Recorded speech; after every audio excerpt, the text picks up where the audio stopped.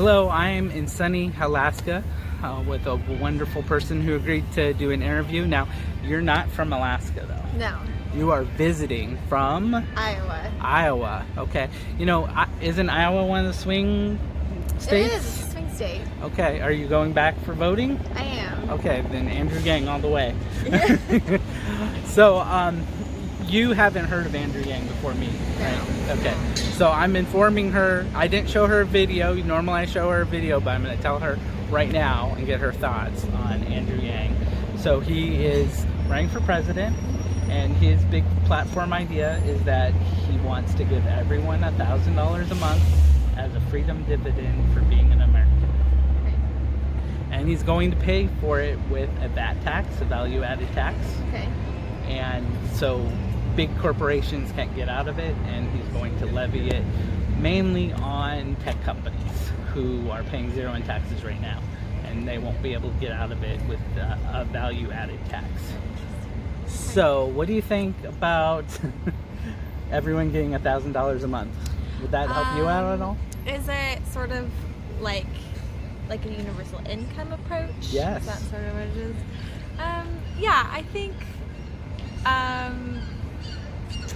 it's a really interesting perspective. I think it sort of would be difficult for a lot of people to feel comfortable with that, because we have a culture in the U.S. that's very focused on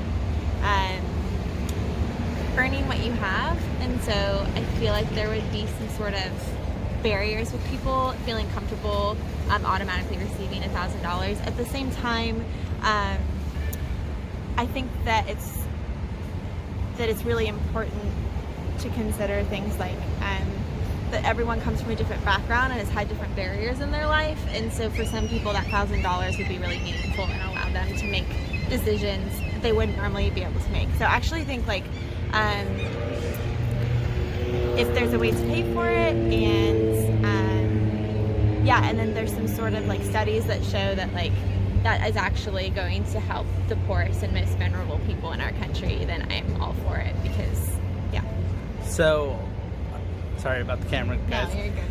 Anyway, so one of the reasons that I found Andrew Yang is because my mission as a nonprofit is to create jobs, and the value or the universal basic income would create millions of jobs. So that's one of the reasons that I'm on board with it. But do you know the other state that has had a universal basic income for the last 40 years?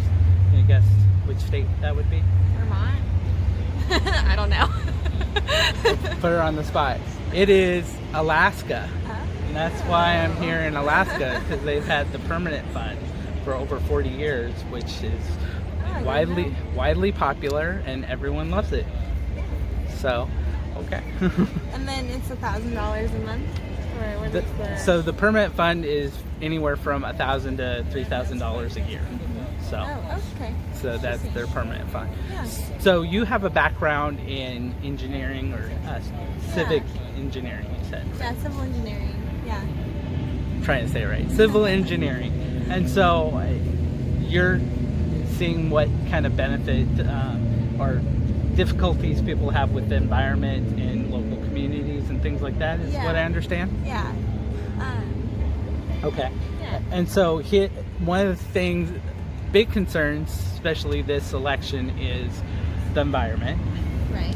And so Andrew Yang talks about how we in America have a small percentage of the impact for the environment. So what we need to do is give everyone $1,000 a month, and that will take the economic foot off people's necks, and then we'll be cleared out to have more resources mentally to concentrate on solving the climate change issue. So what do you think of that concept? I think that's interesting. It's hard because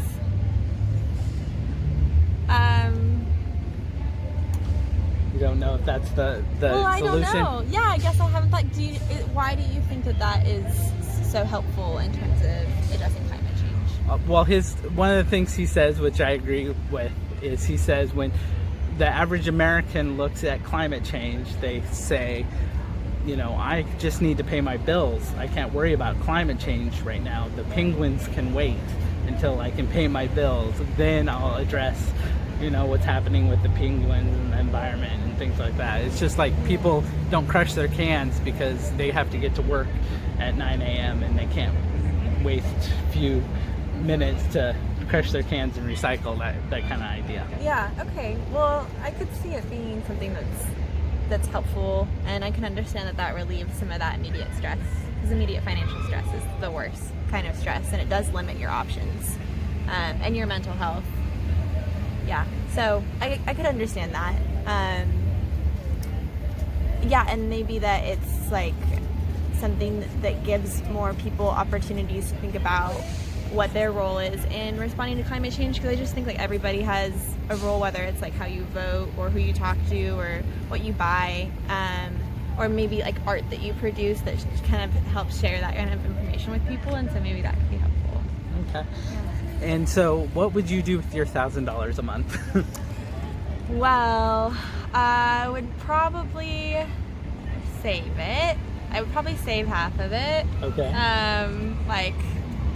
I would probably put it in a retirement fund, I'm not gonna lie. Because that's something I'm stressed about, because I grew up not having very much money, and so and not having like a lot of stability, and so I want to be able to feel secure and know that like what I just said, like financial stress it's the worst stress. So but then I think part of it would probably be trying new things, learning new things, getting out in my community, like taking lessons and doing some things piano lessons. Yeah, doing something creative and fun.